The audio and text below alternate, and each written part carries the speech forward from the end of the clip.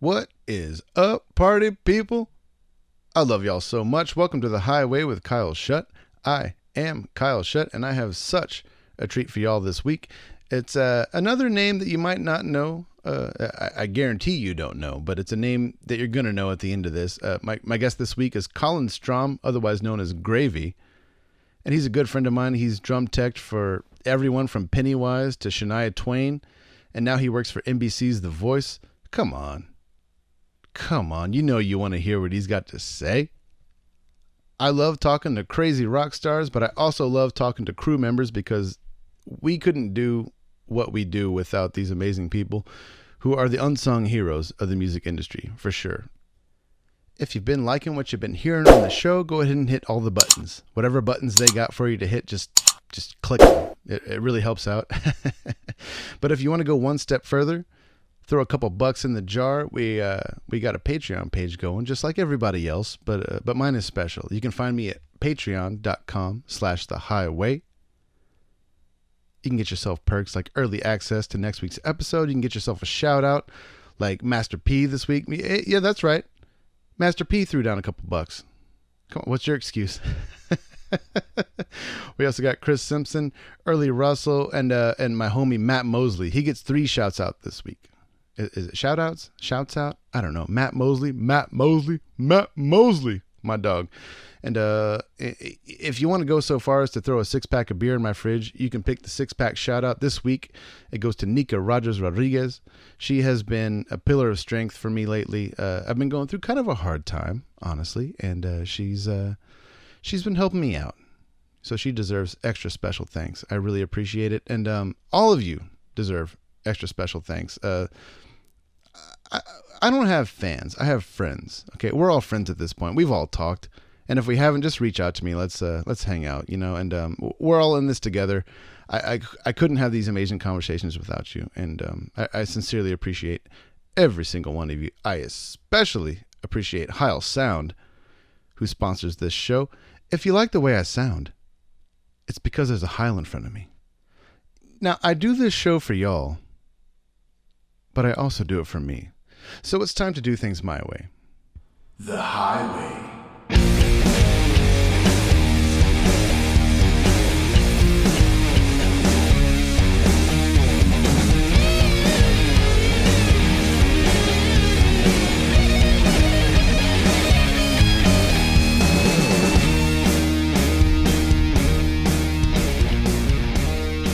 Hey, Gravy, what's up?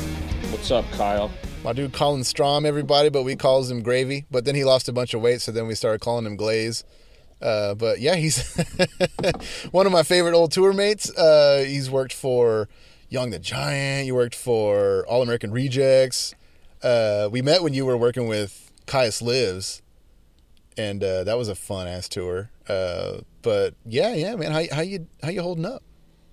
Honestly, dude, I kind of have like survivor's guilt type situation. Yeah. Like I'm working. Are you with Q still, or do you have a real job? I help at the drum shop, but it's not like I work there like full time or anything, but I help every once in a while. But I work on The Voice now. I know. I was going to bring that up later, but yeah, NBC's The Voice. You are now the drum tech of a highfalutin TV show. It sounds highfalutin. It doesn't feel highfalutin when I'm there, like working. It's crazy, man. It's like on the one hand, it's like, whoa, this is crazy. Like I'm working in a pandemic. Like that's weird.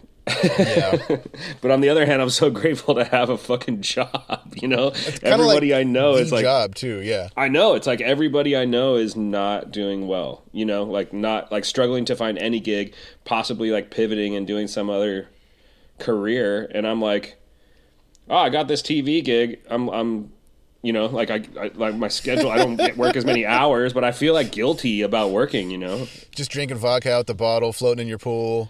Dude, just being like, I don't know, pandemic. I heard about it. I don't know, man. Like, I wish it was that baller, but it's not that baller. But definitely when pandemic started, I was drinking, son. drinking. Yeah, me too. I actually had a rule for a long time, no liquor in the house.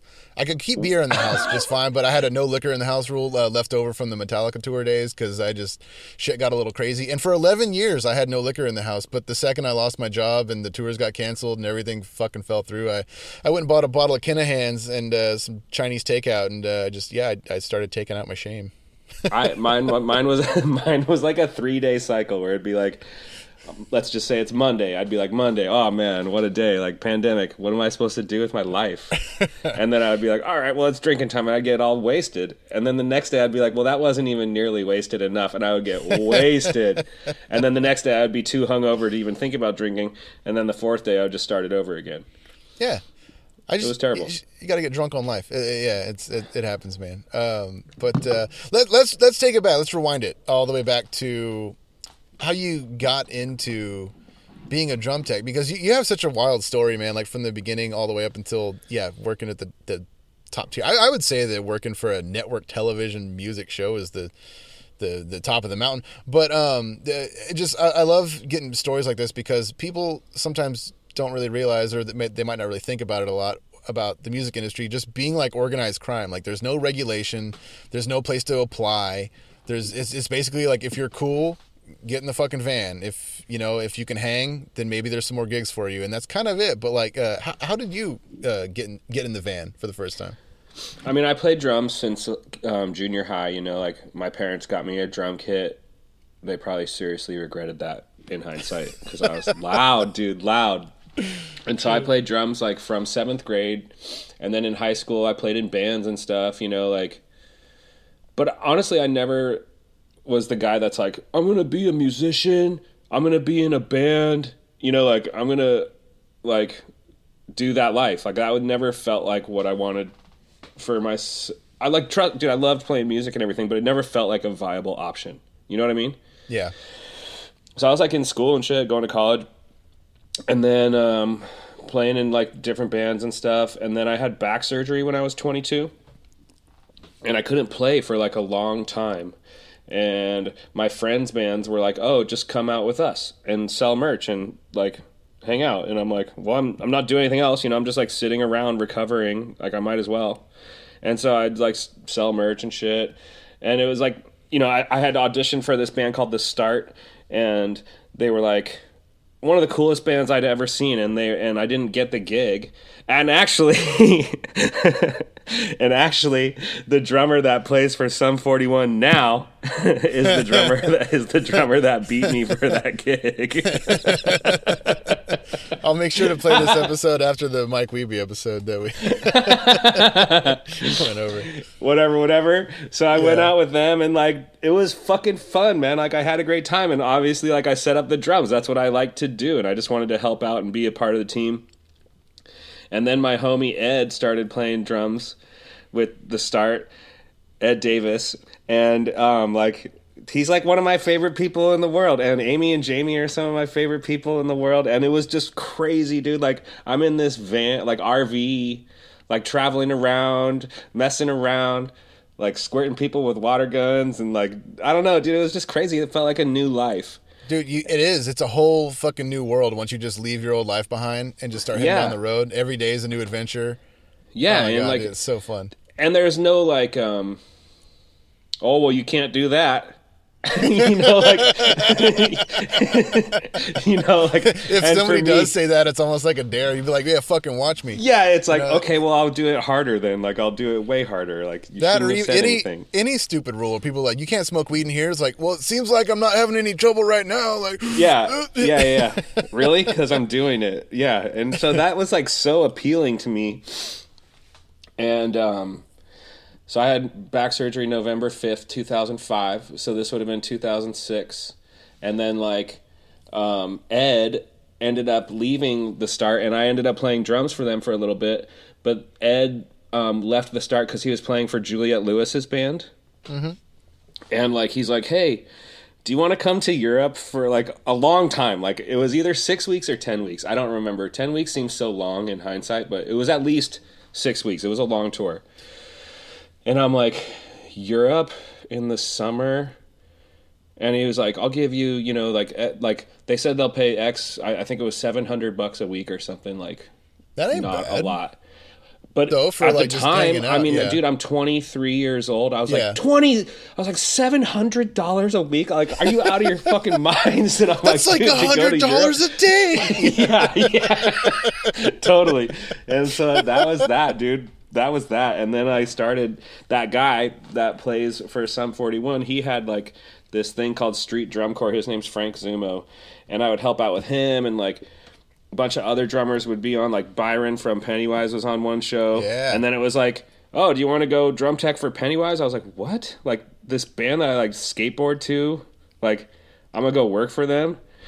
And working for them was like, I mean, it's fucking crazy, dude. Those guys are nuts. It's so fun. Like, it's, Fletcher is like a fucking psychopath, man. Like, yeah, that band's nuts, dude. Like, for a punk band, you know, you'd think like, oh, they're pretty rough. No, Pennywise, holy shit, man. well, it's like they have this reputation, it feels like. And Fletcher really enjoys living up to that reputation. Well, I mean, you have video evidence of him fighting a fucking elephant. It's probably the most amazing thing I've ever seen in my life. I don't know if you're allowed to talk about it, but like what, I mean, please, if you can tell the story, that is, I mean, because for those of you that don't know, Fletcher's maybe like, what, 7 feet tall?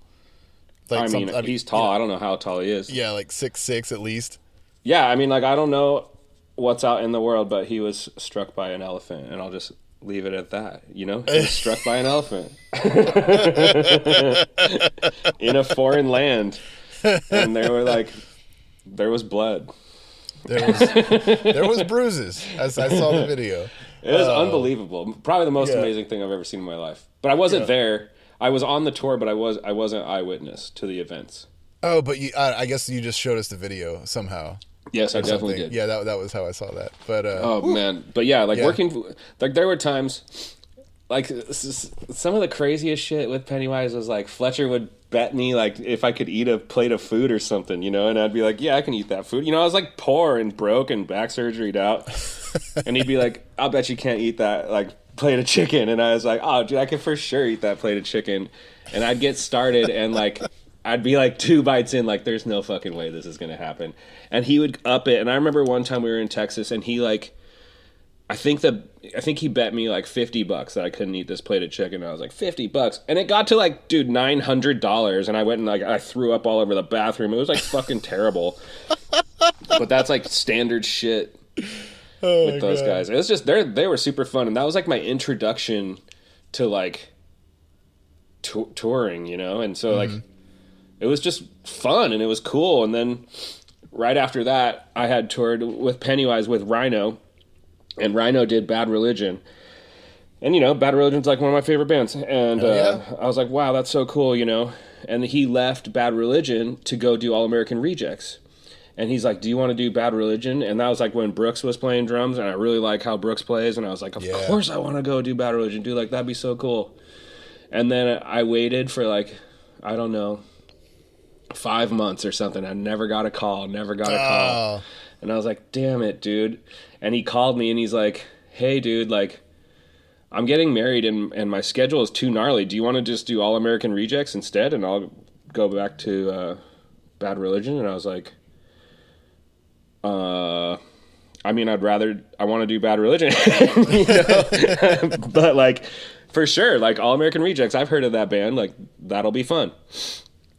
And that was, like, for sure life-changing, because that was, like, proper, like, cycle of, like, a pretty big band at the time. Totally. I mean, like they weren't, I mean, they had a handful of hits, but, I mean, they toured all the time. Like, they were, constantly on the road, it seemed. I mean, dude, they were big, dude. Like, like their first record, like, broke, you know? Yeah. Oh, yeah. And then the second record was, like, the Move Along stuff, you know? Like, that was, like, huge. That video was like all over, like whatever, all the TRLs and all the MTVs and shit. Like, I remember being like, "Damn, this band's gonna be huge," you know. And then I'm doing the next record. I think it's record 3 that I did, When the World Comes Down, and that was like, it was probably the most fun I've ever had in my entire life for like the longest amount of time. Those guys are like still some of my best friends to this day, for sure.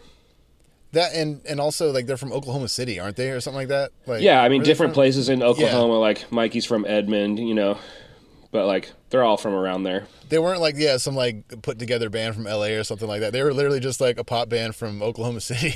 Yeah, dude, It just got fucking huge. Fucking huge, you know, and like it was the most amazing thing I'd ever seen, you know, like watching those guys like command the crowd, and like it's not a punk show, you know what I mean? Like, yeah. And that's even Juliet was like, you know, she's fucking famous, dude. Like traveling with her kind of sucked because it's like you can't go through any airports, can't do any of that shit.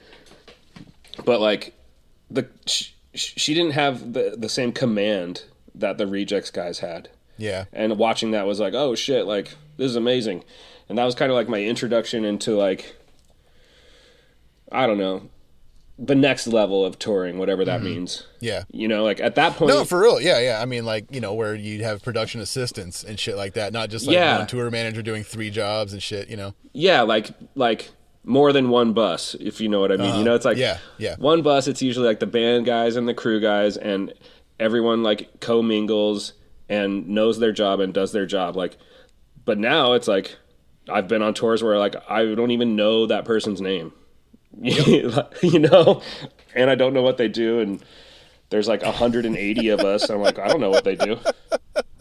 That's fucking crazy. Yeah, like on Shania Twain, I mean, there were people that like I don't know if I met, you know. It was just weird. Like that's a lot of people. Like that's a big crew, you know. That's crazy. And also when you're playing shows that big, like not only do you have a crew that size, but also like every single day, every arena or whatever you're playing, like that you have to have a whole security meeting with the security staff of an extra 50 people and like all the merchandise vendors and shit like that. It's just, it balloons up to like, like so many fucking people that are around. Like you don't even... Yeah, like there's the departments catering company, that I didn't know existed. Yeah, totally. You know, like sponsorship fulfillment. I'm like, what is that? Oh, yeah. The only time we ever had a sponsor, actually like a real deal sponsor, was Zigzag sponsored 4 sword shows. And they sent like 2 Zigzag girls to each show and like set up a little table giving away free papers. And they gave us like $1,500 a show. And it was badass. And we were like, this is incredible. This is the easiest $6,000 we ever made. And then like the next tour, we were like, hey, can we do that again? And they're like, oh, no, we're not doing that anymore. We're like, oh, come on. But don't you have $6,000, Mr. Zigzag? I know, right? Yeah, come on. I honestly, I just missed the free papers. But yeah, God, dude, touring, I miss it. But yeah, you and I met, though, whenever, Caius Lives, it was Caius minus Josh. Got together. Caius minus. And do you I remember, but I want to see if you remember. Do you remember the first time we met? What happened? No. I mean, like I remembered like I wasn't like I wasn't a Caius fan. Like I probably had never heard a Caius song before. And I was like, who the fuck's Caius? And people were like, Caius, like you got to do Caius. And Tinsley was doing it. Yeah. And like I love Tinsley, so I'm like, oh, Tinsley's going. He was the tour manager and front of house. Yeah. And so if Tinsley's going, I'm like, if Tinsley's going, I'll do it. And so I did it, and it was cool. I had a good time. And like the cool thing was that you guys were there, because like you know, those at the time, like those guys were probably older than me by double. Yeah, I would say it. Yeah, that's accurate. And but, so like, you know, sometimes it's not exactly and like. You can tell when people are not like wanting to hang and like when they're just like they want to play the show and then relax and chill, you know, and then other times people want to like play the show and then fucking rage. And I was kind of in the fucking rage camp, and it turns out that the sword guys were kind of in the fucking rage camp. So I spent most of my time like hanging out with you guys. I know. That's some of my most fond memories of that tour is hanging out with you in Florida. Got to give Florida a shout out, the guitar tech. I might go snowboarding with Florida on Thursday. Yes. Tell him I said hi, please. I will. Yeah. Anyways, how did we meet? What's the first time? We met because Brian and I mean, the Sword were just hopeless marijuana addicts. And because I believe the first show was in Toronto or Guelph or somewhere in Canada. And so we flew in to the first day of the tour, and you know we were able to score some weed, but we didn't have a piece to smoke out of. And we saw you in Florida smoking out of a pipe, and so we walked up to you all and said, "Hey, do you guys mind if we use your pipe to smoke?" And so you handed us your glass pipe, and we immediately dropped it and broke it. Oh my God, I totally remember that. Like without smoking it. No, it was like you gave it to me and I just dropped it. Like, and I was like, cool. And I think I had got it like in Canada because I didn't want to like border cross and shit. Oh god, and we were like, oh god, these dudes are gonna hate us. They probably think we're the biggest fucking nerds. Oh my god. I mean, you kind of were fucking nerds, but it worked out, dude. It worked out. I know. But yeah, we ran around. We found a smoke shop. We tried to make it right immediately, and yeah, we blazed across the nation, across the continent. That tour was constant smoking weed. I remember I left like a fucking jar of weed at Showbox because we were like going to Canada or something. I'm like, oh, I don't even want to deal with this, and it was like a lot of weed, like you know, like a half ounce, and I was like, oh well, that's how the cookie crumbles on this one. Yeah, right. We're only going to Vancouver. They don't have any weed there. Yeah, exactly. I'm gonna smoke some right now. Smoke, baby, smoke. I can't. Y'all still smoke? Y'all still smoke? Shit, I haven't heard that in a minute. Shout out to Jimmy. What's up with Jimmy? How's Jimmy? Jimmy, he's hanging in there. He plays with a band called Think No Think now. That's I saw that. Kind of noise rock, post rock. I don't know what you'd call it, but it's a very good rock and roll band. Very 90s influenced. Oh yeah, and yeah, but God, dude, that Kai's tour was hilarious. How did you guys feel on that tour? Did you guys feel like you fit in and shit? Yes, but only because, and this is kind of a funny aside with the Sword, is the Sword used to get a lot of comments from people that weren't necessarily based in reality. Like, I very specifically remember a lot of people saying like, man, y'all just remind me like, just like Caius and COC. And I was like, I never really listened to Caius or COC, like ever. You know what I mean? It was like these things that people were hearing out of our music were like not where that inspiration came from for us. Yeah, you know, we were more into like Queen and Sabbath, obviously, Thin Lizzy and things like that, and Rush. But yeah, we weren't necessarily influenced so much by the American kind of heavy metal music in the 90s. We loved like bands like Cathedral and a lot of like Orange Goblin and stuff like that from the UK throughout the 90s and stuff, and obviously like bands like Fu Manchu and Nebula and things like that. But for whatever reason, Caius was just a little bit before my time, and I didn't get into it and kind of until like right before that tour, where like we had kind of been listening to it, and then it just sort of came out of nowhere. They had reunited like randomly at a festival in Europe. Like I think like Mondo Generator was playing a show, and then the Brant Bjork trio or something like that was playing, and then John Garcia plays Caius was also playing, and all three of them like met backstage, and they were like, whoa, we should do like a Caius show. And the festival promoters said like, we'll give you the stage if you want to do it, and it just turned into a thing from there, which was really great for them in Europe. I remember that. I'm not talking any shit at all about Caius. Those shows were really fun and everything, but I think that they thought the reaction was going to be a lot bigger in the States than it was. I do remember a lot of those shows being very ill attended, but not necessarily, not because it was like ill-attended. They were attended, but nowhere near like, you know, when 200 people are in a 2,000 seater venue, it's not a good look. But it's also like, I think a lot of those shows were like, they booked, you know, like 5 shows in the New York area where they probably should have just booked 1, you know, or some kind of shit like that, where it was like, maybe they bit off a little bit more than they could chew in some places. But I mean, every one of those shows in Canada was a banger. California was nuts. I mean, like, it sounds like I'm being negative, but I'm really not. It was just kind of like, it was a different experience than we thought it was going to be. But it was just, I don't know. I had a lot of fun. That was also, I think it was Jimmy's first tour with us, because that was the last tour on Warp Riders for us, because like Warp Riders was a really weird cycle for us, because our original drummer Trivett quit like 10 days into it, and then we had an interim guy for about a year, and then I don't know, things felt weird, and then we knew we were going to start writing a new album soon, and then we got the Caius offer, and then we just decided to switch drummers, and so it was definitely like a lot of like transition going on during that time. So having guys like you in Florida around to just like party and be idiots with was it was a lot of fun, and it made a weird time a lot brighter for us. Well, at least you got to Jimmy, and at least you got to us, dude. We'll hold you in our hearts forever. Oh, same. God, dude. Plus, I got to get Chronomancer 2 whenever I wanted, dude. We went. God. I remember I went to one of your shows, like, I don't know, this is probably like 5 years ago, But I was like, what the fuck, dude? No Chronomancer 2. And Yeah, I know. Sorry. Well, you got to see it. People say that all the time. Like, you didn't play Iron Swan. It's like, yeah, dude, well, that's my one. We did play it 10,000 times before that, but where were you?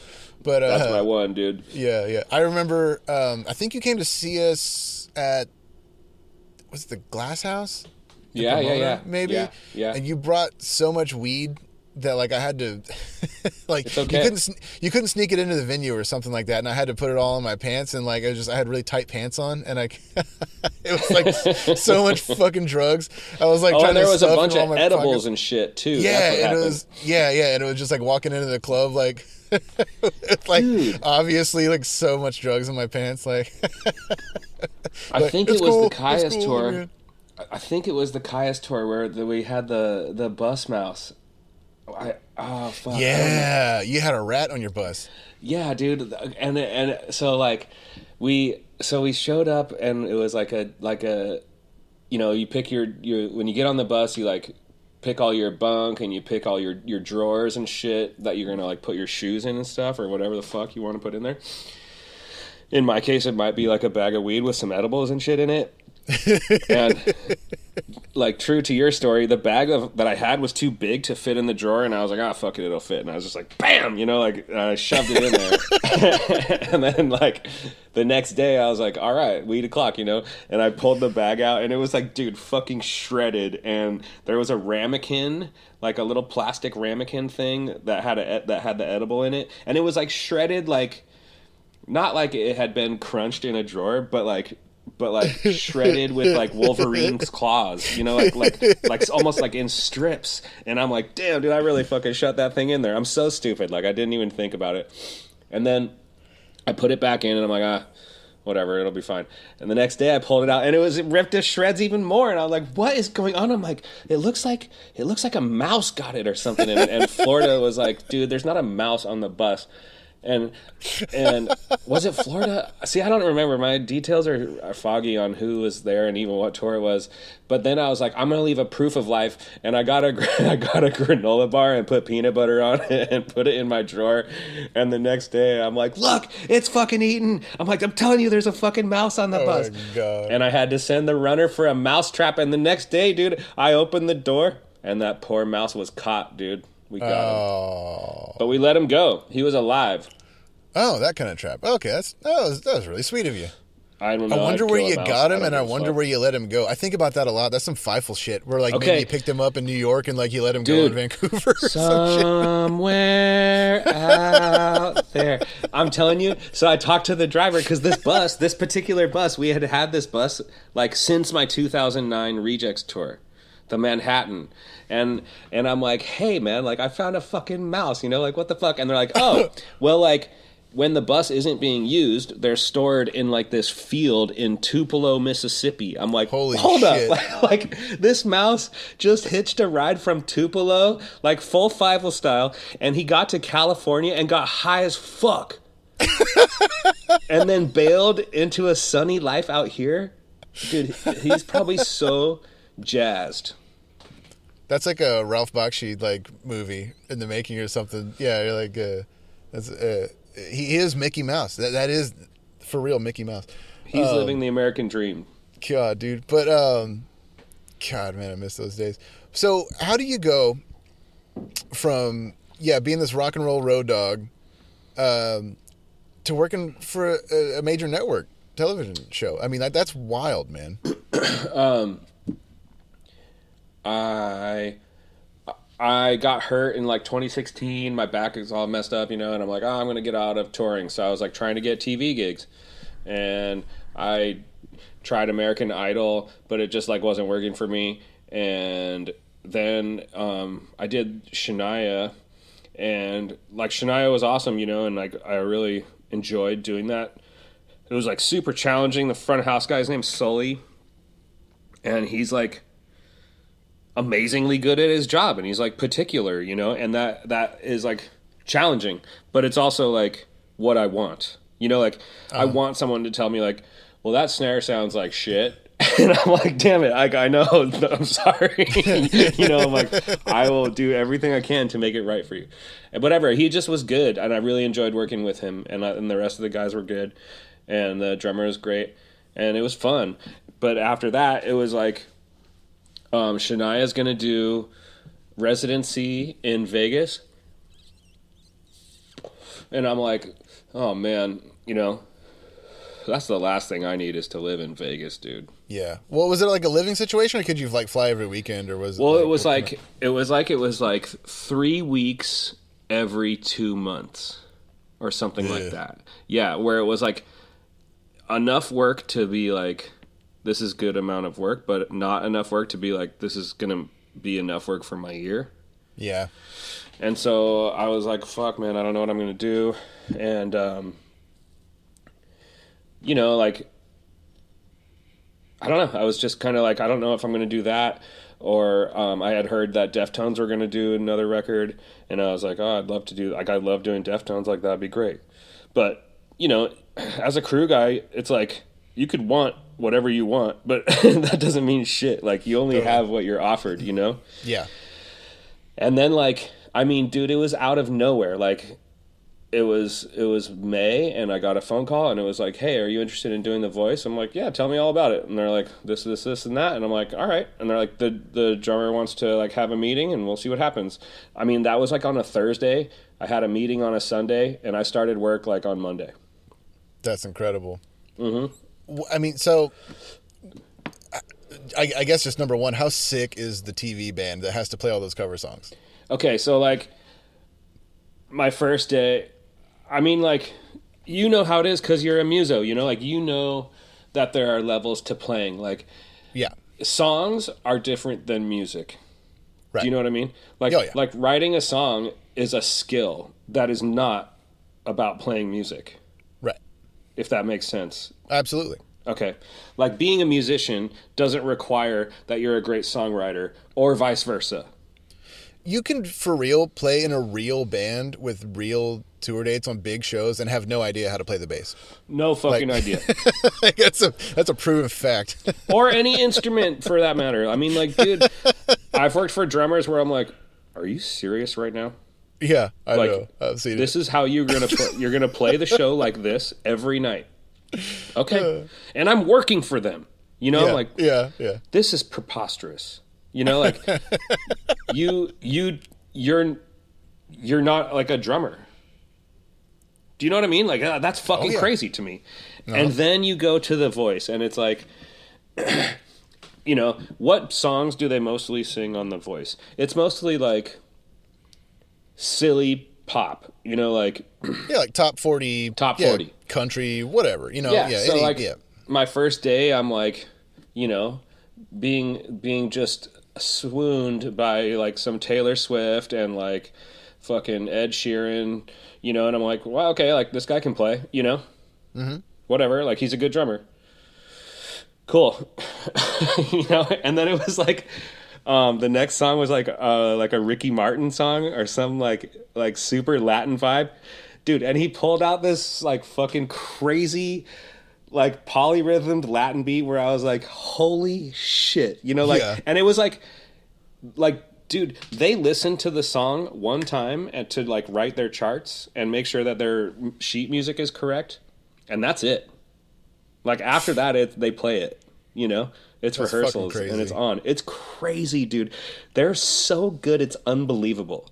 I call it, Nate in particular, the drummer, he like does these like, it's not like sheet music, and it's also not like charts. Like it's his own little equations. Right. Yeah. Yeah. Unbelievable. Arrangements and shit. Yeah. Yeah. It's unbelievable. He's amazing. I call it like, and I don't know, I have no like real religious affiliation to this term necessarily. It's just, I call that church. Like whenever you see a drummer that good, it's like, oh, he probably used to play in a church band. Because those church bands, play for like, 3 hours minimum sometimes if they're like playing in a church or whatever. Like, and you're just like, whenever I see a drummer like that fucking good and that perfect and on, I'm just like, oh yeah, he probably came from church. Yeah, like in the drum world, they're like, oh, you got gospel chops. Exactly. But like when I watched him play that Ricky Martin song, I'm like, oh, this guy went to school for drums, and I'm like, did you go to music school? And he's like, yeah, I went to Berkeley, and then I studied with this guy, and then I studied with this guy, but and I'm like, oh shit, dude, he's like a true student. He's a drummer and now master of his craft. Honestly. That's. I love watching people play like that too because they just make it look so easy. Oh man. There are times that he's playing and I know that he's about to send it and drums it's like pretty much like when you're about to send it and where you have to land, Yeah. But anything in the middle of there is kind of fair game. And there's times that I know that he sends it not knowing what he's sending and he still lands it every time, dude. It's mental. I know he's got a path, I know he's got a design for it, but sometimes he'll throw stuff on the live show that he's never played before, and I'm just mind blown. That's incredible. Mm-hmm. So what goes into sound checking a TV show band rather than, getting ready for the big concert? Is there a lot of similarities or are there differences? There are similarities and there are differences, it's similarities.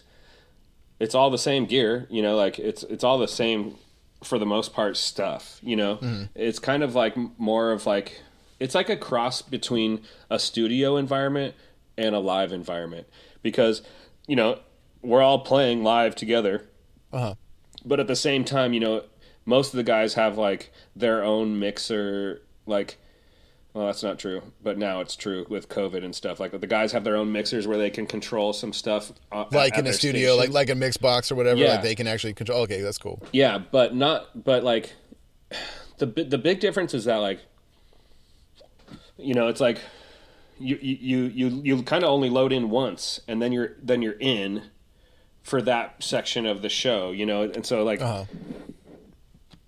There's one install and then you're kind of there for weeks at a time. Mm-hmm. But it's weird because there are multiple different locations that shoot at the same time. So for my guy, he's got multiple different drum sets that are set up at different locations for different sections of the show.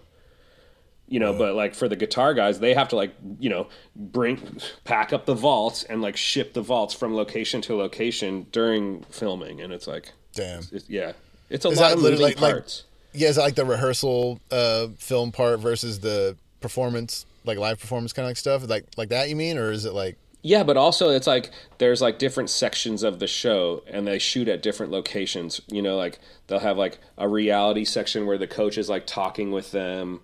And that will be shot at a different location than where we shoot the actual show at Universal Studios. It's and then there's a rehearsal location. So it's you can have 3 different locations up at the same point in time. Crazy. How loud is it? At the final performance versus a normal rock show? I think a normal rock show is louder. This is indoors.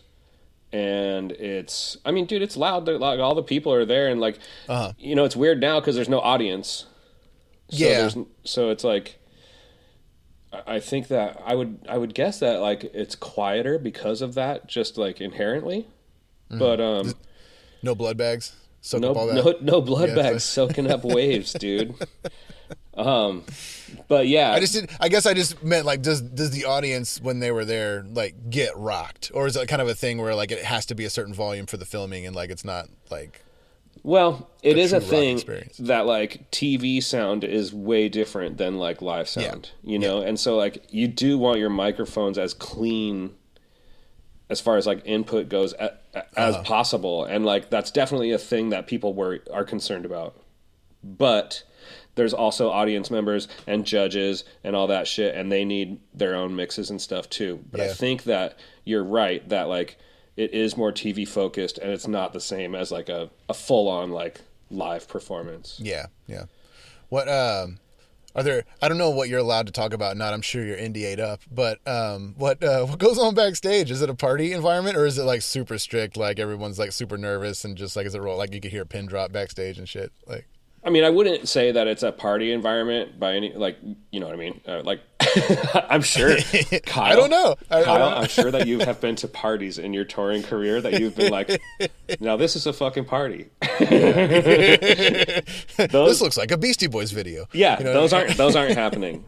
Are people having a good time and like messing around? For sure, dude. And like, I'd say like my drummer, like, above all, he loves to have a good time, and he's always joking and messing around. And you know, these guys are pros, dude. We're in season 20 of The Voice, and they've been the band the whole time. Like, they're not nervous anymore. Like, maybe I'm gonna clam, but it's nerve wracking. Like, oh, I hope nothing goes wrong. You know, like, right. Like, they're confident players, and I'm sure that they get a little bit of like, oh shit, here we go. You know, but it's it's. And it is gnarly, dude. It's live. Like, it's live to like millions of people, like, all the time. It's like, it's kind of scary as like a crew guy, because you're like, okay, you know, like, here you go, you know. And it's like, if anything fails, like, they're not going to stop. Right. Yeah. You know, at a show, like a concert, like, you can stop. You can't. There's a rule against that, though. You never stop the song. That's one of the. Like, it's not rule number 1, but it's like rule number 6. Like, never. Surely, never stop the song. If you have to, you have to. But you like, have to. You have to. Yeah. But like, if you have to, it's like, okay, we have to. You know, this train ain't stopping, dude. Like, it's going, whether you are ready or not. So it's like, you have to have your shit locked down. Yeah. Are there understudies? Not that I know of. You know, there are multiple people that play, like, you know, there are multiple guitarists. Like, in the live section of the show, they bring another guitar player on and stuff. And, dude, the guitar players are shredders. Oh, God, I know. It's probably like Nashville levels of, like, even like the 8th dude in line is still the best guitar player in the world. I mean, like, the one homie plays for Pink. His name's Justin Derrico, and he shreds. And then the other guy used to play for, like, Janet Jackson and shit. His name's Dave Barry, and he shreds. Woof. Yeah, like, they're like fire breathers, you know? Like, my drummer used to play for Cher, and like the MD plays for Cher. Damn, like, dude. Like, those are like, you know, like, they're hitters. Like, they can play, dude. It's cool. I know. There's such a difference. I love a professional drummer. A friend of mine, and this is hearsay, but I do believe it. Though, kind of on the flip side of that, a friend of mine went to go see Melvins one time, and he said that halfway through the set, Dale Crover just went into this insane, like, jazz drum solo, just like going all, I mean, just, you know, like pro level, just crazy, like, jazz shit, for maybe like a minute and a half, 2 minutes or something like that. And then they went on and played the rest of the set. But then afterward, the show, he said he saw Dale backstage and said, man, dude, that fucking drum solo is insane. And Dale goes, yeah, can you believe people go to school for that shit? So, not knocking people that went to school for drums, but it's like that level of, like, kind of like player, like that, like, school taught fucking drummer, dude. Like, you had to, like, pass a test playing drums to, like, get that degree. That's fucking crazy. It's so weird. Yeah. But, like, it is amazing that they play, you know, like, dude, we just, like, you know, like, play like 80 songs in a day. That's nuts.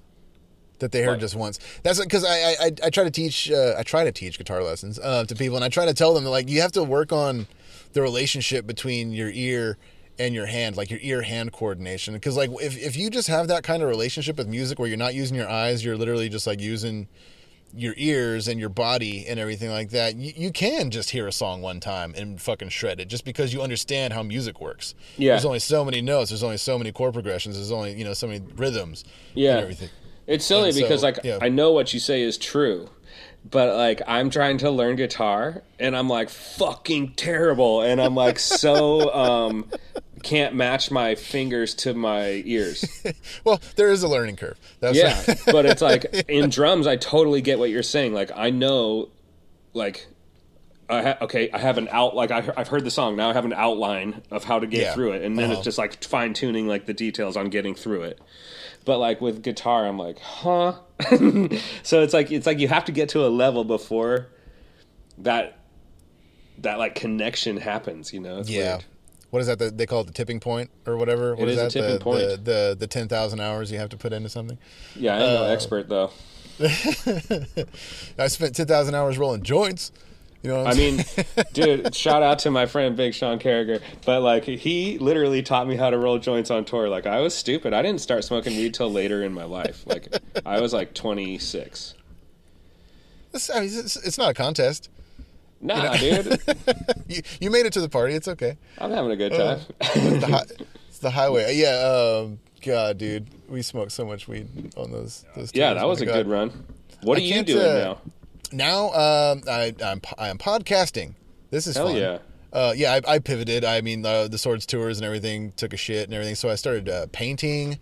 I started painting like weird parody versions of myself for change. I was like, yeah, it was like kind of like that meme where everything was on fire and the dog is like, would anyone like to buy a painting? So what, dude? That's great. It was going okay. I kickstarted a book, so I'm actually I'm halfway through like writing a memoir about myself. But it's kind of where like the idea for the podcast started, because I wanted to call a bunch of my old tour mates and stuff and just kind of like talk about the old days and just see if I could jog my memory. And then I started thinking like, why don't we just record these conversations and kind of give the people some insight into what really goes into a rock and roll lifestyle, because there is no book, there's no manual, there's no fucking. No. Like I said, no regulation. There's no committee that you can like make a formal complaint to. There's Twitter. The best analogy I've heard is pirates. Yeah, that's exactly what it is, because there's no two bands do it the same way. No, and if you suck at being a pirate, like you're going to get fucking killed, dude. Yeah. And it's like, if you suck at being on tour, you're going to get killed. You know what I mean? Yep. But it's not for everybody, too. You know what I mean? It's not like, you might think it's your dream and then you get involved in it, and then next thing you know, like, you run screaming. Yeah, it's just hard. I've seen it happen, yeah.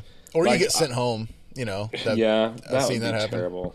Yeah, I know. I've seen it too many times. It's just hard, though. Like, people think, like, even us included, we're like, oh, fucking parties and blah, blah, blah. But it's like, that might be happening, and it might be happening, like, occasionally.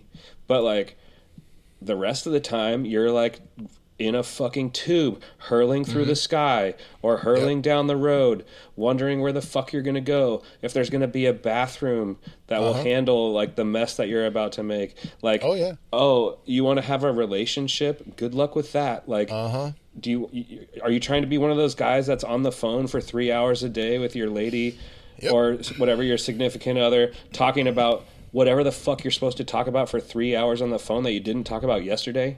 Yeah. Or you fight every day on the phone for like an hour, and then you're like, cool, okay. That's the best. My fight for the I'm day. so glad that we had this conversation that is eroding the foundation of our relationship. And it's like, it happens all the time, and it's like, that's hard, and it gets lonely even though you're around all your homies. Well, hopefully your homies. Yeah. It's like, I've been on tours where I'm like, I do not like you. And that's even lonelier, but it's like, gotta power through, dude, and some people can't power through, and it's hard. But the rewards for powering through are so much better, fantastic, than most other things you have to endure.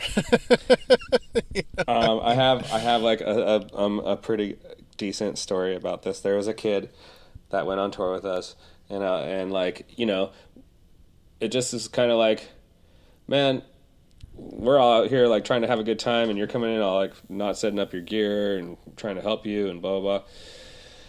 And we like punish this kid. Like we like talk shit, and he'd be like not stand up for himself because it was just like not like we never did anything too bad, but we just kind of like punked him sometimes, I call it the Millhouse syndrome. Yeah, it very much like that. And at the last day of tour, like, everybody was fucking partying, and like I had eaten like a lot of mushrooms, and I know that this person had eaten some mushrooms too.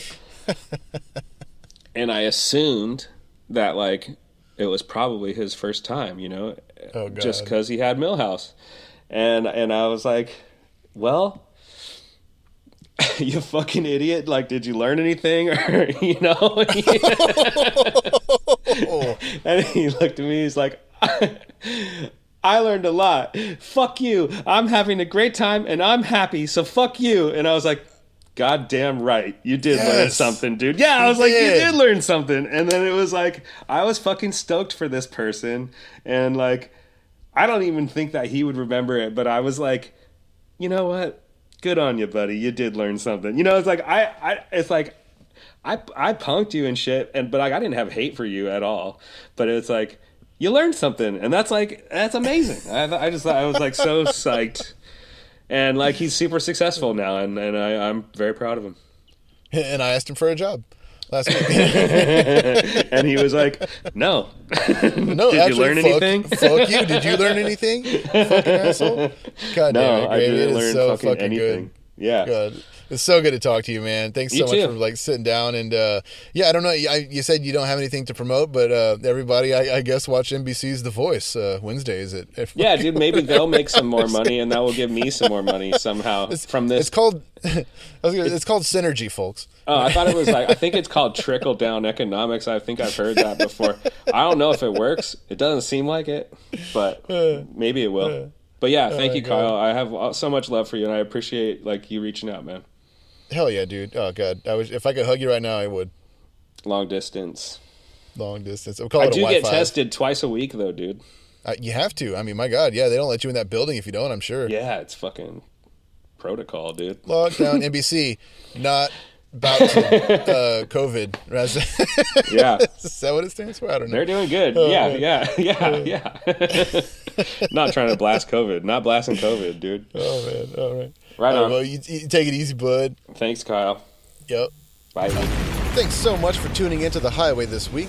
A big shout out to Reverend Guitars, Railhammer Pickups, and Earthquaker Devices. If you liked what you heard, you can follow where you can follow, subscribe where you can subscribe, and if you want to go one step further, you can support us on Patreon at The Highway with Kyle Shutt. For a few bucks a month, you can help us keep this party going, get early access to next week's episode, and even get yourself a shout out.